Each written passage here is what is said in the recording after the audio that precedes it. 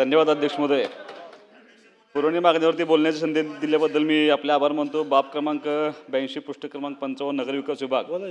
अध्यक्ष महोदय, माझ्या मतदारसंघातील विटा नगर परिषदेचा स्वच्छ भारत अभियानमध्ये आणि तसेच मुख्यमंत्री सक्षम शहर स्पर्धेमध्ये देशात प्रथम क्रमांक आलेला आहे. आणि या विटा नगर परिषदेची स्वच्छ भारत अभियान अंतर्गत बक्षिसाची रक्कम 18 कोटी रुपये आणि खानापूर नगरपंचायतची बक्षिसाची रक्कम 1.5 कोटी रुपये प्रलंबित आहे. ती रक्कम त्वरित मिळावी अशी तुमच्या माध्यमातून या निमित्ताने विनंती आहे. बाब क्रमांक 89 पृष्ठ क्रमांक 59 खानापूर नगरपंचायतीच्या प्रशासकीय इमारतीसाठी आवश्यक असणारा 5 कोटीचा निधी लवकर मिळावा अशी मी तुम्हाला या निमित्ताने विनंती करतो. बाब क्रमांक 90 पृष्ठ क्रमांक 59 विटा शहरातील कराड रोडमधील व्यापारी संकुलाची अवस्था फार अत्यंत वाईट आहे. त्या ठिकाणी नवीन व्यापारी संकुल बांधण्यासाठी निधी मिळावा. विटा शहरासाठी नेवरी वितरकामधून नवीन नळ पाणी पुरवठा योजना करण्यासंदर्भामध्ये आपण प्रस्ताव सादर केला आहे.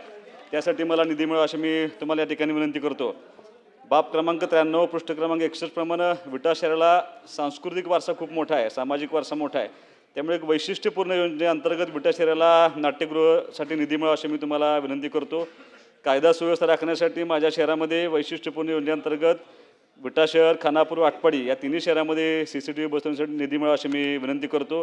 तिन्ही शहरातील पाणी पुरवठा योजना, स्ट्रीट लाईट या सगळ्यांच्या गोष्टींमध्ये खूप मोठा खर्च होत असतो. तर या तिन्ही शहरांसाठी सोलरसाठी निधी मिळावा यासाठी मी तुम्हाला या निमित्तानं विनंती करतो. विटा नगर परिषदेतील सेवानिवृत्त कर्मचाऱ्यांचे थकीत वेतन, सेवा उपदान, रजा रोखीकरण इत्यादी रकमा शासनाकडे प्रलंबित आहेत, त्या त्वरित मिळावा अशी माझी विनंती आहे. आटपाडी व खानापूर येथे अग्निशमन यंत्रणा उपलब्ध झाली असून त्या ठिकाणी तांत्रिक कर्मचारी नसल्याने गैरसोय होत आहे. तर या ठिकाणी अग्निशमक विभागाकरता लवकरच पदनिर्मिती व्हावी अशी मी या निमित्तानं विनंती करतोय. सार्वजनिक बांधकाम विभागाबाबतीत मी बाब क्रमांक 104 पृष्ठ क्रमांक 104 मध्ये माझ्या मतदारसंघातील कमळापूर रामापूर येथे येरा नदीवरती एक पुलाचं बांधकाम सुरू आहे. मी तुमच्या माध्यमातून मंत्री महोदयांना विनंती करतोय की याला वाढीव निधीची आवश्यकता आहे, तो वाढीव निधी त्वरित मिळावा अशी विनंती करतो. बाब क्रमांक 108 पृष्ठ क्रमांक 76 वरती अध्यक्ष महोदय, मी राज्य शासनाचं मनापासून या ठिकाणी अभिनंदन करतो. महाराष्ट्राचे ज्येष्ठ व्याख्याते शब्दप्रभू प्राध्यापक शिवाजीराव भोसले यांचे 2027 जन्मशताब्दी वर्ष आहे. त्यांचं मूळ गाव कलडून असून ते विटा येथे त्यांचं शिक्षण प्राथमिक शिक्षण पूर्ण झालं होतं.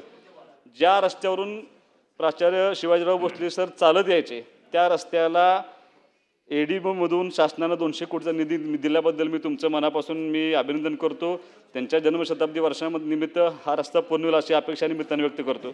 माझ्या मतदारसंघामध्ये माऊली, वलखड, मादळमुठी, घरणेकी, गानन, कामत, प्रजिमा 23, विटा डोळेश्वर, कळंबी, भाळवणी, प्रजिमा 77, जरे, खरसुंडी, निलकंजी, प्रजिमा 49, खानापूर, पेठ, विसापूर, प्रजिमा 31 या रस्त्यांना हॅममधून निधी मिळावा अशी मी या निमित्तानं विनंती करतो.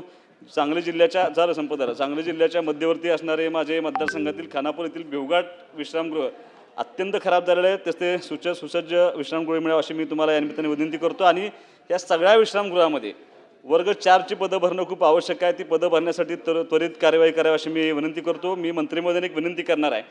ब्रिटिश काळापासून आपले सगळे रस्ते जुने जे आहेत ते ODR, VR आपले 3 मीटर, 3.5 मीटर, 4.25 मीटरचे आहेत. ते सगळे रस्ते 5 मीटरचे करण्यासंदर्भामध्ये धोरणात्मक निर्णय घ्यावा. स्टेट हायवे किमान 8 मीटरचा असावा आणि MDR 5.5 मीटरचे असावे असा धोरणात्मक निर्णय घ्यावा अशी माझी विनंती करतो.